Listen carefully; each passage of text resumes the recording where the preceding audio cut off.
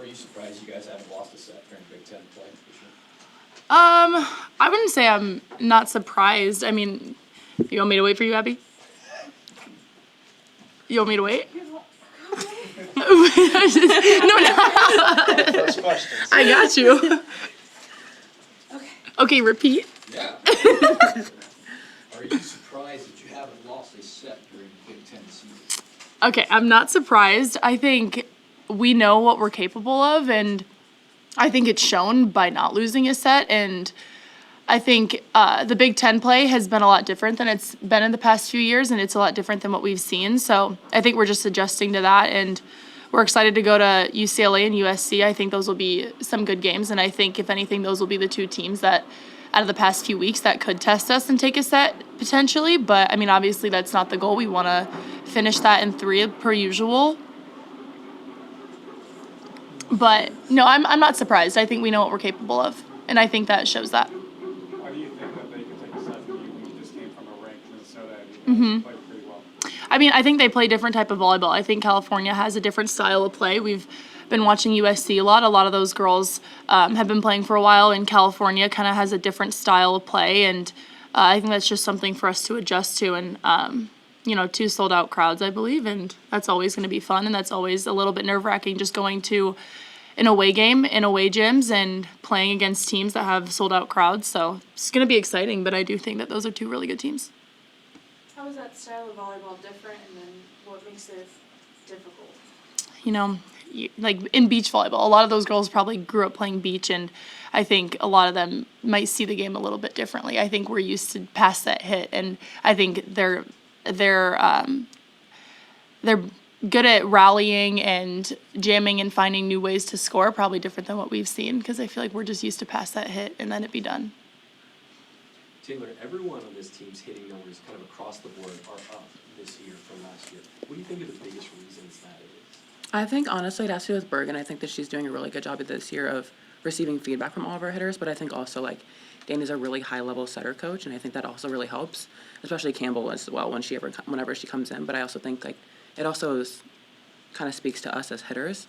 I think we're doing a really good job of also finding really good ways to score, and honestly find more innovative ways to score than just a roll shot or a tip down the line or whatever. We're utilizing the jam. We're trying to go off block. We're not trying to be afraid of the block. We're actually trying to utilize it just because we can see it as a strength and not just a weakness. Why do you think that versatility has shown up this year? Is that something that Dani is trying to train more? I think so. I think that she gives us the creative freedom to kind of experiment and just try things, and she's not really angry or anything like that whenever we try things. She's very much go for it. I like you to try different things. I want you to go for it and just experiment, just because, sometimes it's not going to work out, but more times than not, if we keep going back to it over and over and over again, the likelihood of it being successful is really, really high. You get a kill against Minnesota when you tipped it to the back corner. Is that out of your comfort zone too? Is that kind of that Tip of death. Yeah. We call that the tip of death. Yeah, so we don't want to do the tip of death, but we do want to work on a lot of jamming and let's just say it's a high added system ball, throwing it into the blockers and seeing if that works, or even trying to recycle or recover something if it's not a great step, but just being more smart rather than just trying to just find a spot or just get over the net. Harper, I guess just that creative freedom that Taylor's talking about, how has that maybe elevated your game in your junior year? I mean, I agree with Taylor. I think Dani's open to us trying new things, and I don't think we're afraid to try new things and fail. I think, like Taylor said, she wants us to try that, and she wants us to maybe fail at some points, because you're not going to get any better if you don't fail at some point. So I think for outsides, we have to manage a lot of balls. We get out-of-system balls, we get junk balls, we get in-system. So I think it's just a lot of managing for us and finding new ways to score and maybe go for the kill, because sometimes I think as an outside, it's easy. We know that we're going to get a lot of junk balls, so you kind of get into the mindset of okay, I just need to keep this in and wait for a better set or a better in-system ball. And I think it's hard because you kind of get stuck in that loop as an outside, because we know that we're going to get a lot of balls, but I think we just have to find better ways to be more aggressive and take those risks.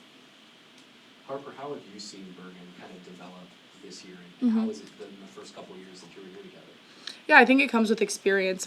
She's been here for 2-3 years now, so I think she's just seeing the game differently. I think I've said that many times. As you get older, you see the game differently and you become more experienced, and I think that's what's happening with her. I'm not gonna talk about how much how hard she works and all that stuff, because we all know she works hard and we all know that she wants to be the best, but I mean, that goes without saying. She's obviously one of the best setters in the country, and I think she's proving that, and she deserves all the recognition that she's getting because she's put in that work, and she's helping our team be super successful. Like, half the time, I don't even know if our passing numbers are great, but somehow we're still hitting 500 as a team, and that just speaks to Bergen and how good she is. How does Dani's philosophy of go for it help Bergen kind of open up the offense and set tougher balls too? Never both but me, or both of us? Both of you. Okay. You want to start? No, you got it. Well, I think honestly, I mean, we also have like this huge philosophy of just covering and stuff, so I think that also just helps overall everything. But I think honestly, like the amount of feedback we give Bergen also helps. But I think honestly, just really going for it and showing that we can get these kills off of balls that we're going for as we kind of keep going along season. Of course, in the beginning of the season, it's going to be a lot of high error, a lot of failure and stuff. But I think as we keep going throughout the season, we see more and more success. So I think that honestly gives Bergen a lot more confidence. Just like set these not ridiculous out-of-system balls, but like, you know, go for it. She can go for it just like we can go for it. I think it's easy to, like, as a setter, make the easy set. And I don't think Bergen has ever really been that type of setter. I think she's always kind of gone for it and been able to reverse the flow.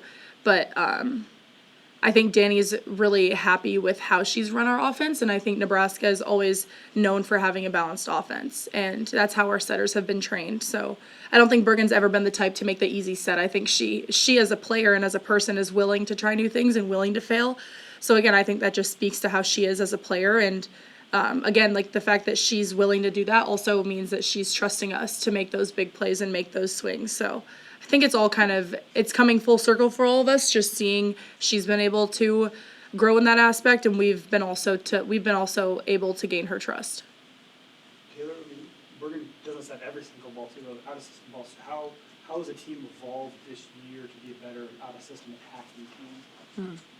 Honestly, I think it's a really good question. Jalen yelling at us to set the ball better. Yes, facts. Honestly, I think that actually comes down to kind of footwork, honestly, just as all attackers. Like, we all have to be really good at out-of-system because there are balls, like, sometimes where maybe one of our outsides are on the floor, so we have to reverse the flow. So I think, honestly, like, footwork is a really good thing that we have to really rely on, but then also, again, going for it. Like, we can't just set every single ball to our outsides because then we can become predictable. We can't become predictable as a team with how balanced our offense is. Harper, Dani kind of identified out-of-system setting as one of the areas, I think, early non-conference that they could improve on. Do you think you're taking steps forward this year? I think so. I think naturally hitting in system is easier.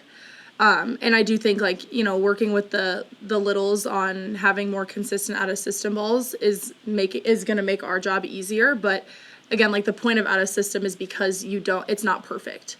So I think also as hitters, like, we have to shift our mindset to, okay, we know we're getting an out of system ball. It might not be perfect, but we still have to find a way, again, like I said earlier, to manage and to make it better. Because it doesn't all fall back on the littles and how good their set is. It also comes down to our footwork and our discipline and our training on how we can still make a high level swing and if you don't get a kill, make the other team rally and make them play.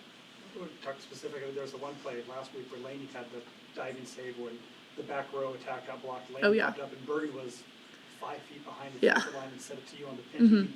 When you see Bergen that far away, what do you think you would get a good shot off that play? Yeah, I think I remember that play. In moments like that, I feel like what's going through my head is like, okay, this is a big play, a big rally, like, just go for it. I think those type of rallies and those types of saves that Laney and Bergen make, you just want to get that kill for them because they put all that work in to keep the ball up and to set you up. So I think in that moment, what was going through my head was just swing, and obviously it paid off. But I think in moments like that, that's really just a testament to our team's focus on defense and our team's focus on making teams play and making them earn their points. So yeah, like I said, I think I wanted to just go for it because, you know, in rallies like that, when you want to end that rally, you're not going to win that long of a rally by tipping. For either of you, what was it like hanging out in the Norris student section? Why is it important for you guys to support Malorie and Maisie?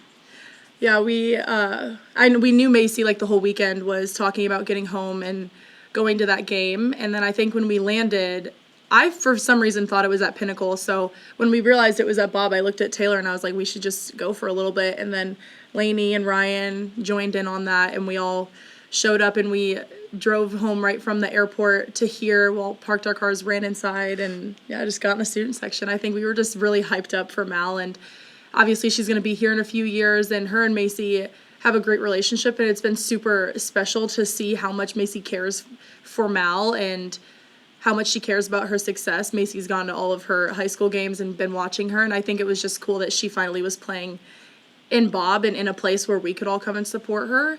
So, you know, she brought us cookies in the locker room today and thanked us for supporting her, and we're just super proud of her and excited for her to get here. It's obviously she grew up here, so I'm sure it's been a dream of hers for a long time. So it's just, yeah, again, just excited for Mal to get here.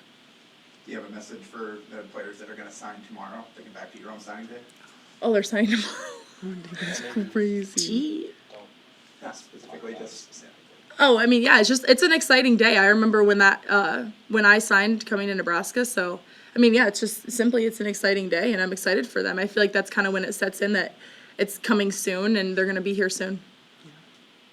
Harper, what's impressive to you about what Andi's doing hitting this season? I mean, we all know Andi. Yeah, we all know Andi's that good, but I mean, I think it all falls back to Bergen and our passing. You know, to set the middles, you have to pass well, and even if we don't pass the best, Bergen's still able to find Andi the ball. And I know that they've worked on their connection a lot this year, and it's paid off really well. But I also think Campbell has been able to find ways to connect with the middles. During games, she obviously doesn't get the opportunity to set them as much as Bergen does, but I think Campbell's still been able to find ways to connect with them and get them the ball. And I think it's probably helpful for the middles to see a different type of set and hit off of both of them just to adjust and learn what they need and what they want out of the setters. So I think they've just put a lot of work into their connection, and it's pretty simple. I think it just pays off in games. Jalen, as a follow-up, Andi was here a couple months ago, and their hitting percentage was down from last year. She's like, I won't be worried. I know it'll come through. And obviously, she just hit 1,000, which is unbelievable. What have you seen from her off the court that's helped her stay mentally set to prepare for the moment? I mean, I don't think there's anything different. I think that it's honestly, Andi's the same as she was this year and last year. I think that it just kind of comes down to, honestly, Dani's freedom to just kind of go for it. Like I said before, I think, honestly, Andi comes in the gym every single day prepared to do whatever she needs to do to be able to get a kill. So I think, honestly, the connection that she has with Bergen, I think, has also been amazing. The same thing with Campbell, and kind of like what Harper said, being able to hit off different sets. But I think her mindset, I don't think is very different, but I think it just comes down to her just like wanting to get a kill, doing whatever she can to get a kill. All right, thank you.